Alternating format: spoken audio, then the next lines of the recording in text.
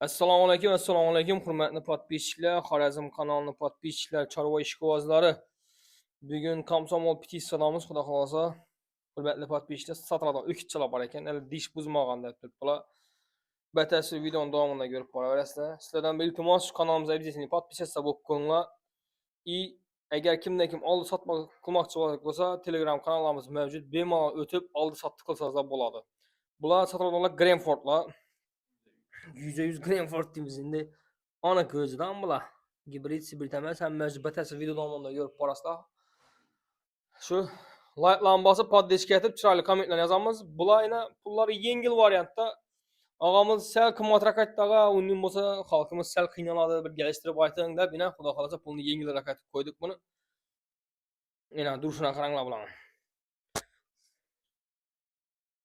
Yana yeyish ichish pisandli, yana boqmaqam bo'ladi. Yuvashligini вообще 100% yuvashligi. Yanına gelip duramam dedi. Tipalap dedi, indemin durarlar canavarlar dedi. Yeşil içi pilisos dedi. Okulları kılıngan dedi. Bakmakam bolad dedi. Şimdi ben bunu ağzı doğrusu soymakam bolad yapıp ayet falan boymadı onu. Şu bakladı yerine gelip durdu. Videomuzda hatalar, kemçilikler bu olan olsa uzun sorak koyamız elden. Hürmetli podpischiler. Mal belentlik hem acayip etkanlığı özünde. Yani görüntüden menersesi betesi. Diş buzmagan. Birincisi, bunda ikincisi. Bu ise tüylürak variant ekan bu. Bunda tüysüz variant.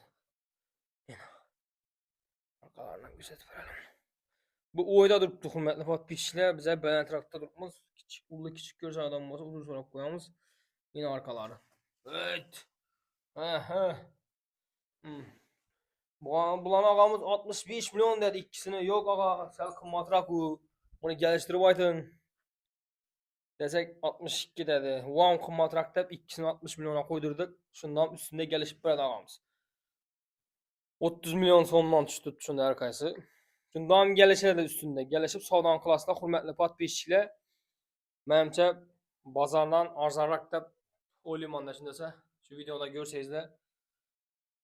O'tgan bozor Grenforddan 33 milyondan deb turadi. Shuningdek bozorda ulardan arzonroq deb o'ylayman. Pulam yengilroq, bemalol olib yemlasangizlar, xudo xolasa.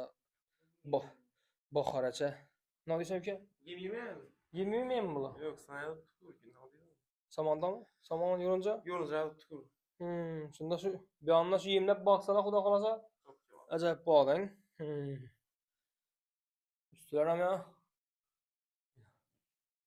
Öt. 30 milyon so'mdan hurmatli podpischilar. Geliştirib berberlar. Yana durishmoqni. Eno. Arzon qimmat kommentariya yozib qoldiringlar.